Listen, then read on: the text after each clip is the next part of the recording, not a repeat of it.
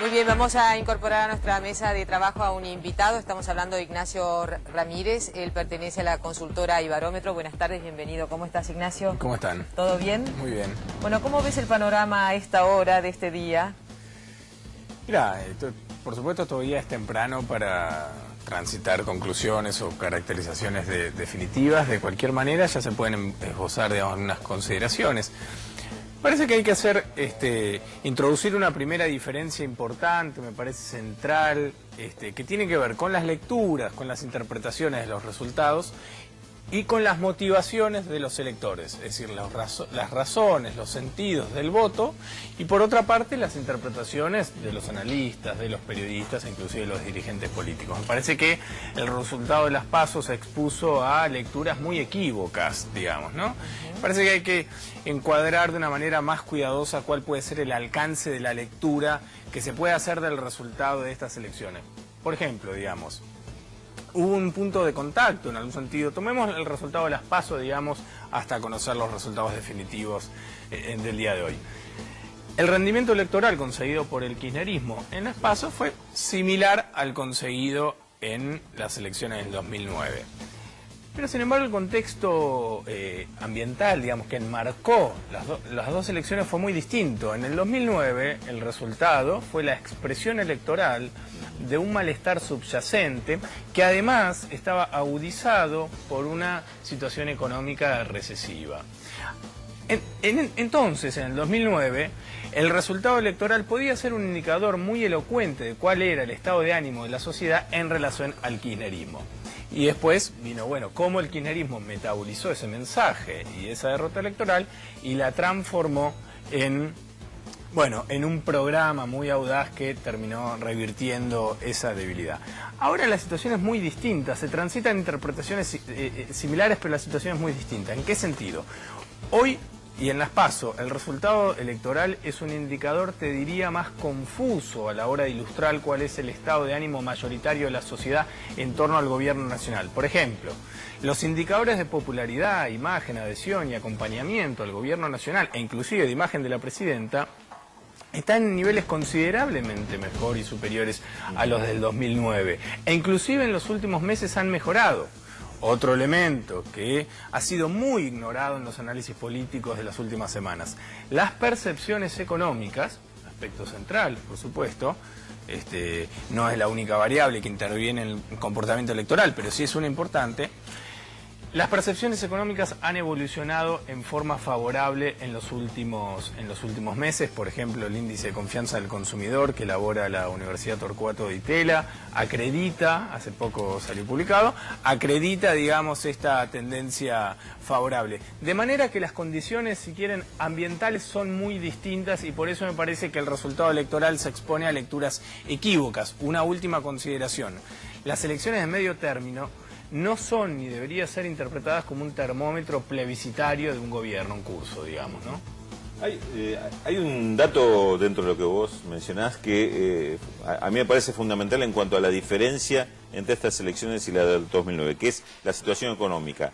En aquella elección de 2009, recordemos, pesó mucho la incidencia de la crisis mundial, pero también la crisis interna con respecto al agro, que se tradujo durante todo el año 2008 en un desgaste del gobierno y una derrota del gobierno en el Congreso, que eso también pesó mucho en el voto. En esta elección, un poco corroborando lo que acabas de decir, prácticamente estuvo ausente el tema económico de la elección. No hubo un debate, una cuestión de que se estuviera analizando la gestión económica del gobierno para evaluarla en elecciones.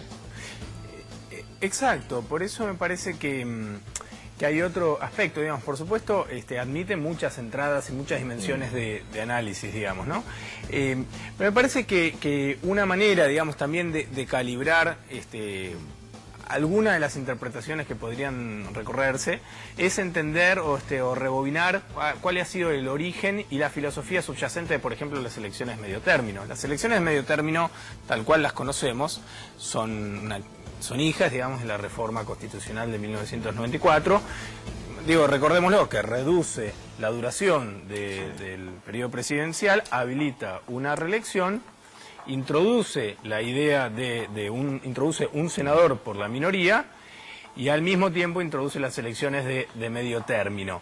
¿Cuál era, por supuesto, toda reforma en la ingeniería, en la arquitectura institucional o electoral? Está vinculada con acuerdos políticos, pero también recoge alguna idea subyacente, algún valor, alguna intencionalidad. ¿Cuál era esa? Bueno, suavizar lo que los americanos llaman el winner catch all, digamos. Es decir, era un diseño que entrañaba una búsqueda también de equilibrio.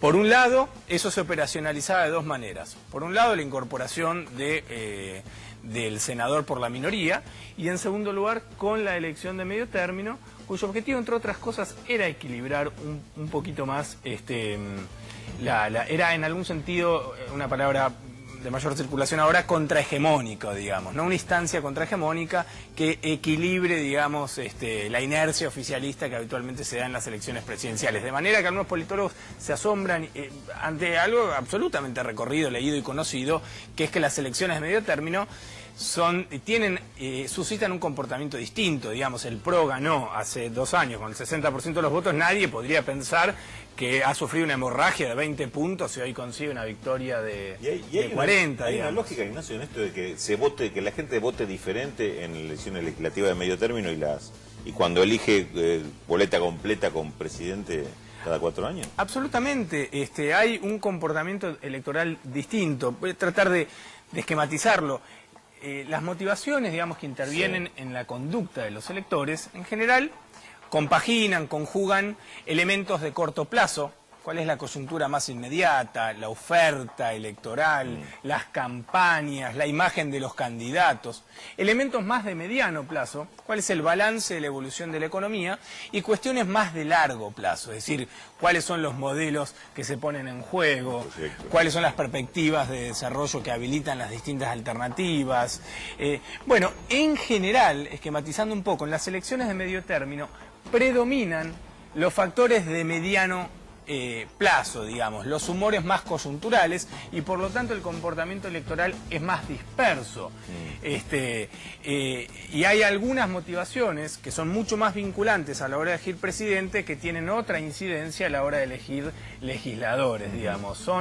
Por eso son lecturas distintas las que deben también hacerse. Ahora recordemos también que se dijo que las PASO en un momento eran como una especie de encuesta. ¿Cuál sería exactamente la diferencia entre los resultados de las PASO, si consideráramos esto como una encuesta, y lo que han dado realmente los encuestadores para esta elección? Está buena la pregunta, y antes me parece interesante porque las PASO han sido conceptualizadas de manera... En general se las ha descalificado, digamos, ¿no? Se las ha juzgado como que no han funcionado. Me parece que es una lectura también bastante pobre en lo conceptual, porque hay que entender que las instituciones y la cultura política no evolucionan a la misma velocidad. Es decir, las PASO introducen una transformación en marcha que la cultura política irá asimilando. Es decir, en el 2013 hubo más PASO que en el 2011 y previsiblemente en el 2015 habrá más PASO que en el 2013. En ese sentido, las PASO, digamos, que tienen un montón de componentes. Introducen incentivos para que las culturas políticas partidarias se vayan acomodando, digamos, a esta norma, pero nunca el ajuste es automático, y no por eso hay que juzgar como deficitaria el funcionamiento de las PASO en estas elecciones, que además habitualmente el análisis queda restringido, digamos, al ambiente más metropolitano, pero sin embargo en el interior las PASO funcionaron con bastante mayor eficacia, digamos. Entonces, me parece que hay que pasar en limpio este concepto de la norma a veces está por delante de la cultura que se va acomodando a esa transformación, a ese cambio institucional. Y ahora sí, haciendo una comparación muy prematura, parece que el kirchnerismo se puede analizar desde distintos actores. El kirchnerismo en las PASO consiguió un piso de acompañamiento, de adhesión muy competitivo, que puede ser adjetivado como de núcleo duro, digamos, que es uno de los activos que tiene el kirchnerismo, que es la de contar con un piso de acompañamiento o de adhesión, que pone en juego un elemento ideológico. Por eso hablamos de adhesión, digamos, y no el concepto, la idea de imagen positiva es insuficiente. Hay una adhesión, hay un rumbo, digamos, que se identifica en el gobierno nacional, digamos, que tiene una serie de coordenadas. Centralidad del Estado, soberanía, intereses nacionales, producción nacional, etc. Y por otra parte hay un componente emocional, empatía, de identificación con la figura de la presidenta, digamos. Eso es un activo muy fuerte que configura ese piso de acompañamiento que como piso es competitivo y alto. Por supuesto, después de las PASO, el kirchnerismo tenía, en términos de diseño de su campaña, el objetivo de, bueno, generar más adhesiones por encima de ese piso de ese piso de acompañamiento más duro. Y en principio, por los primeros números que empiezan a circular, el kirchnerismo consiguió cosechar más adhesiones que las conseguidas en las primarias de agosto, pero bueno, es temprano todavía. Te quería preguntar una cosa, porque ha habido mucho voto que ha migrado, o sea, por ejemplo, en el peronismo disidente, en el peronismo no oficialista, en el 2009 la figura de Narváez tuvo mucho peso y ese voto parece que migró hacia la candidatura de Sergio Massa. Y aparte era lo que decíamos recién, que hay un fenómeno que Macri no tuvo tiempo de darle forma, que es el del voto macrista, que se va con Massa, pero que es un voto macrista, porque tiene más que ver con lo que está pasando en la capital, en la Cava, que con el fenómeno que expresa Massa en la provincia. ¿Hay alguna idea de cómo se compone, de cuál es la composición de ese voto, digamos, en el caso del Frente Renovador? Es interesante, Luis, el caso que evocás, porque remite a la exuberancia desproporcionada de algunas lecturas. Por ejemplo, el caso de Narváez en el 2009, cuyo acompañamiento electoral había sido muy exitoso, y eso fue leído en clave de surgimiento de un liderazgo que desafiaba al kirchnerismo. Cuando hablamos de motivaciones de corto plazo, hablamos y de un voto más coyuntural, en el 2009 lo que había, en forma envolvente, era un malestar. Bueno, Francisco Narváez fue expresión e instrumento para expresar ese malestar. De allí que, si el análisis hubiera sido más cuidadoso, no sorprendiera que perdiera el capital electoral algunos años después, en la medida en que el kirchnerismo pudo tener una reacción, ir suavizando y corrigiendo y revirtiendo ese clima. Después hay otras migraciones, por ejemplo, de las PASO en relación al día de hoy, que se dan en forma de voto estratégico o voto útil, digamos, ¿no? Donde son movimientos en general dentro del universo opositor, que algunos electores deciden elegir aquel con mayor capacidad de daño, digamos, ¿no? Con mayor capacidad de desafiar la primacía del kirchnerismo. Y eso es interesante, hay que estar atento a cuáles son las razones de, por ejemplo, razones y motivaciones de los votantes de Massa, porque hubo una caracterización bastante extendida después de las PASO como fin de ciclo, como título que conceptualiza o que intentaba capturar, entender cuáles habían sido las motivaciones de ese voto. Lo cierto es que cuando uno analiza en serio, digamos, con un poquito más de rigurosidad, cuáles son las razones del voto de Massa, no se ajustan a la idea de fin de ciclo. Por ejemplo, dentro de los votantes Massa, hay una importante adhesión a muchas de las coordenadas ideológicas consignadas respecto al kirchnerismo. En segundo lugar, la presidenta tiene buena imagen en un porcentaje importante de esos electores. De manera que el kirchnerismo tiene ahí la oportunidad en adelante de recuperar parte de ese segmento que hoy decidió expresarse a través de Sergio Massa. Tenemos que hacer una pausa ahora, pero Ignacio se va a quedar con nosotros, vamos a poder seguir conversando con él, porque a propósito de lo que decís, también es cierto que el Frente para la Victoria en la provincia va con votos propios y que en el caso de Massa va con muchos prestados. ¿Qué va a pasar después de las elecciones con aquellos votos prestados? Pero bueno, hacemos una pausa, enseguida volvemos con Nacho Ramírez.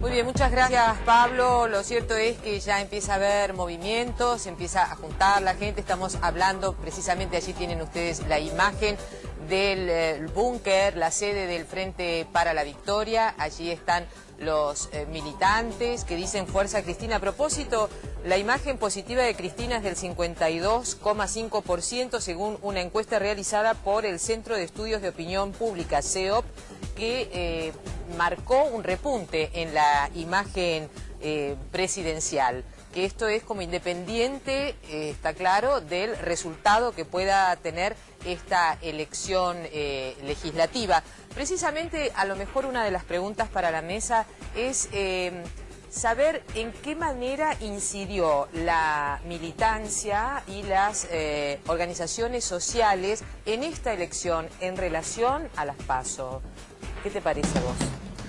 No, a ver, primero, vos hacías un comentario sobre el nivel de imagen positiva o popularidad de la presidenta. Importante, tiene que ver con lo que conversábamos antes respecto a ser cuidadosos a la hora de tomar el resultado de las PASO o el resultado de la elección de hoy como un indicador en relación a cuál es el humor social y cuál es la mirada mayoritaria de la sociedad argentina sobre la presidenta y sobre el gobierno nacional, insisto, cuyos indicadores de adhesión y aprobación son buenos, digamos. No solo son buenos, sino que han mejorado en el curso de las últimas semanas, parece, en base a haber desplegado una serie de medidas que recogían los mensajes emitidos en las primarias, digamos, ¿no? Las demandas, digamos, expresadas en esas primarias. Hubo una batería de medidas que estaban orientadas a recoger esas demandas, y después también se desplegó una gestualidad, digamos, hecha de una comunicación, digamos, que ha transitado otras modalidades y otros registros, digamos, una gestualidad también más cercana, digamos, ¿no? Entonces me parece que fueron los dos pilares sobre los que se apoya el mejoramiento de los niveles de popularidad del kirchnerismo, que, insisto, están acompañados de percepciones de la economía que también han mejorado, con lo cual hay un clima, digamos. Inclusive, Ignacio, vos señalabas que esta imagen positiva atraviesa el voto opositor, digamos, que no necesariamente hay un voto opositor que exprese, como vos decías, digamos, la expresión esta del fin de ciclo o el reflejo de un reclamo de fin de ciclo, sino que hay un voto opositor que inclusive está dentro, no solo matemáticamente, de esta imagen positiva de la Presidenta de la Nación. Totalmente, por eso hay que conjugar un montón de aspectos a la hora de analizar el resultado y no hacer ni por un lado, digo, enfatizo dos ideas, ni considerar o interpretar las elecciones medio término como un termómetro plebiscitario, ni tampoco como un indicador del futuro político, digamos, del país, digamos, ¿no? Hoy hay alguna serie de artículos bastante interesantes al respecto acerca de lo difícil que ha sido en la Argentina conocer el presidente con 2 años de anticipación, digamos, ¿no? De manera que hay mucha ciencia ficción más que análisis político circulando en estas horas. Y después me gustaría hacer alguna consideración más de época, digamos, ¿no? Uno puede hacer... Antes de tu consideración, te quiero hacer una pregunta. ¿Por qué te llamó la atención el zócalo que está en la pantalla en este momento, que dice, votó más del 75% del padrón? A eso me refería. Uno puede hacer análisis más de coyuntura, digamos, del escenario que estamos transitando hoy, o algunas reflexiones más de época, y tiene que ver con el dato que está difundiendo el Zócalo respecto al umbral de participación, ¿no? Que está indicando por encima del 75%, lo cual además refleja una participación neta, digamos, real, más alta todavía, porque ahí hay una dosis de desactualización de un padrón o de personas que se mudaron y no pudieron votar. No sé si me explico, digamos, la participación, claro. Si está indicando, digamos, un 75, probablemente uno pueda hacer una proyección que 8 de cada 10 personas en condiciones de votar lo hicieron.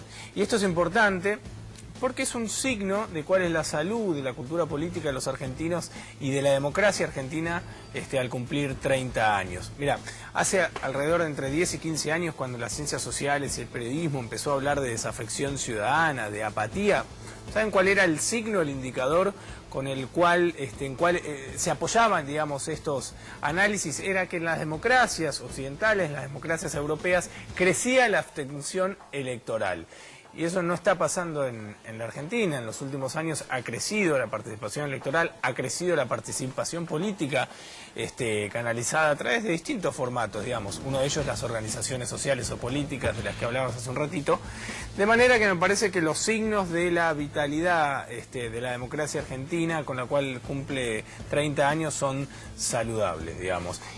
Y hay otra novedad que es institucional, pero también es cultural y tiene que ver con la evolución, con una democracia puede ser más o menos democrática, digamos. ¿Se entiende? Es decir, va ampliando el alcance de sus derechos.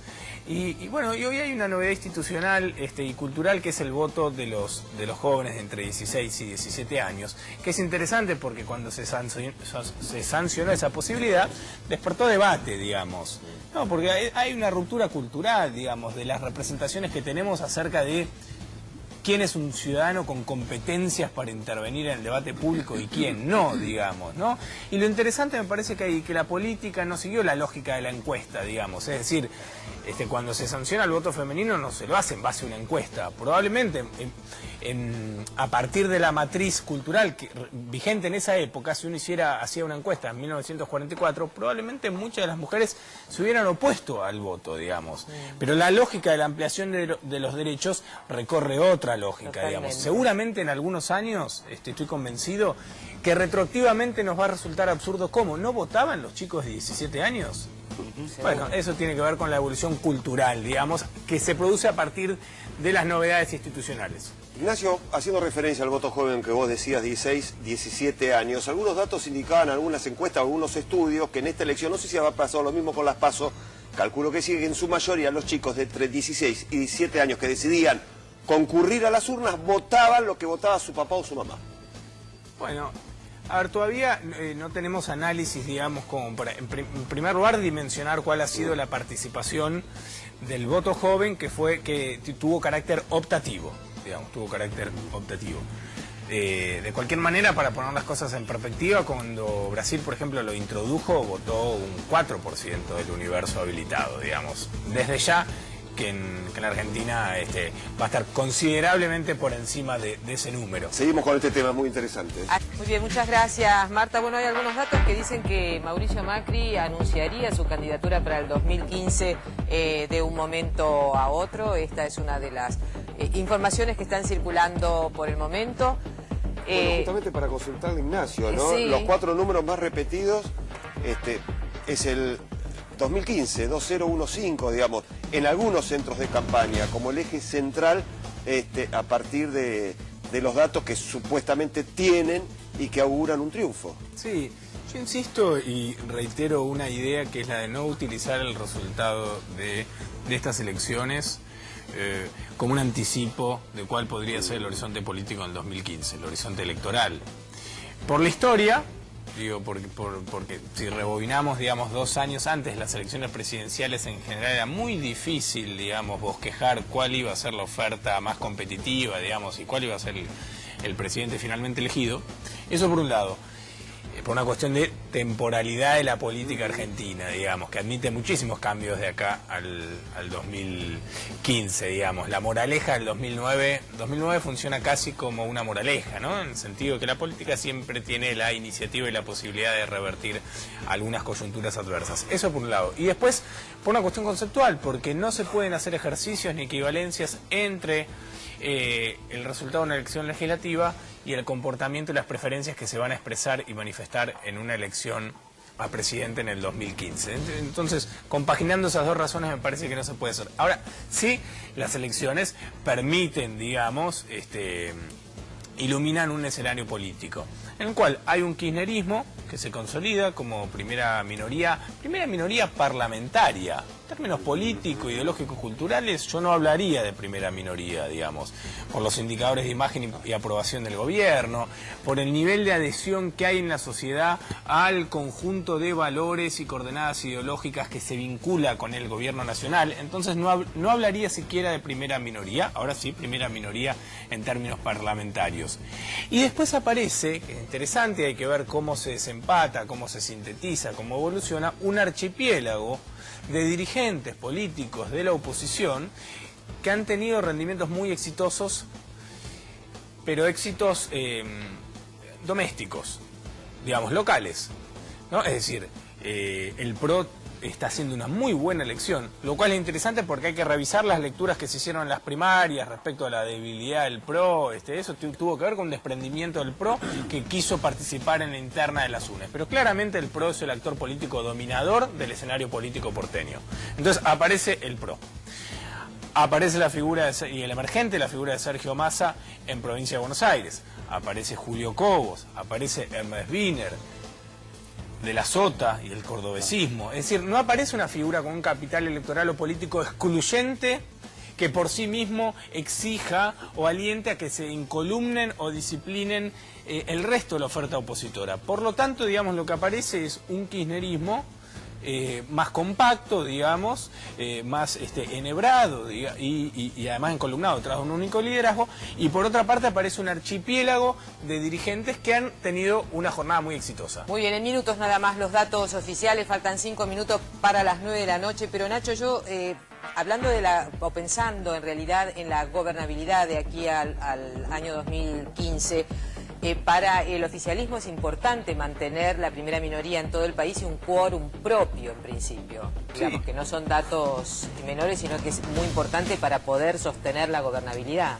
Absolutamente, y todos los cálculos que se están haciendo, las estimaciones de mínima y de máxima, no habilitan la tesis de que estaría muy amenazada, digamos, la presencia parlamentaria del gobierno nacional en el Congreso para acompañar, digamos, el conjunto de iniciativas que despliegue el kirchnerismo o el gobierno. De manera que en ese sentido es interesante rescatar el comentario que hacía Federico. En ese sentido no va a haber grandes novedades, digamos. Me parece que sí va a ser interesante ver cómo evoluciona ese archipiélago de dirigentes opositores que evidentemente mañana van a estar respaldados por un capital político importante, pero no excluyente en su competencia interna, digamos.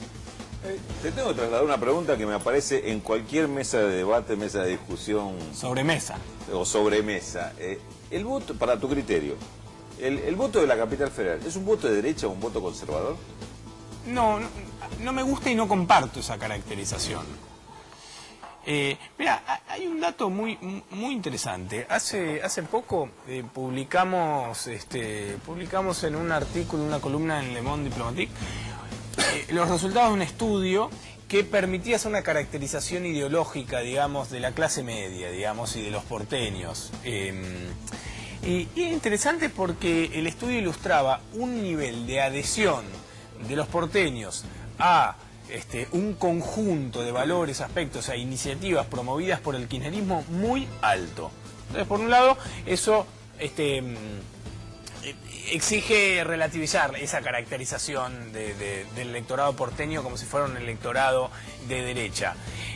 Sí ha sido un electorado más bien arisco al kirchnerismo, digamos. Pero de cualquier manera, recordemos que en el 2011 le destinó un 35% de respaldo, digamos, ¿no? Y hoy estaría, en cualquiera de las estimaciones que están circulando, duplicando la cosecha electoral de las últimas elecciones de medio término. De manera que sí hay distintas tradiciones políticas y culturales. En la Ciudad de Buenos Aires el peronismo como identidad tiene una incidencia más reducida que en otros distritos, pero me parece que los sectores, algunos sectores del kirchnerismo de la Ciudad de Buenos Aires tienen un protagonismo muy destacado, digamos, dentro de todo el esquema del político del gobierno nacional. O sea que es más compleja la lectura del voto en capital. A veces, yo comparto con vos que a veces se simplifica demasiado con esto de decir, bueno, sí, vota así porque es de derecha. Claro, convalida, digamos, gana el macrismo y por lo tanto de eso se deduce que es un electorado de derecha. Me parece que es más complejo. Bueno, allí, mira, Cecilia, a menos exactamente...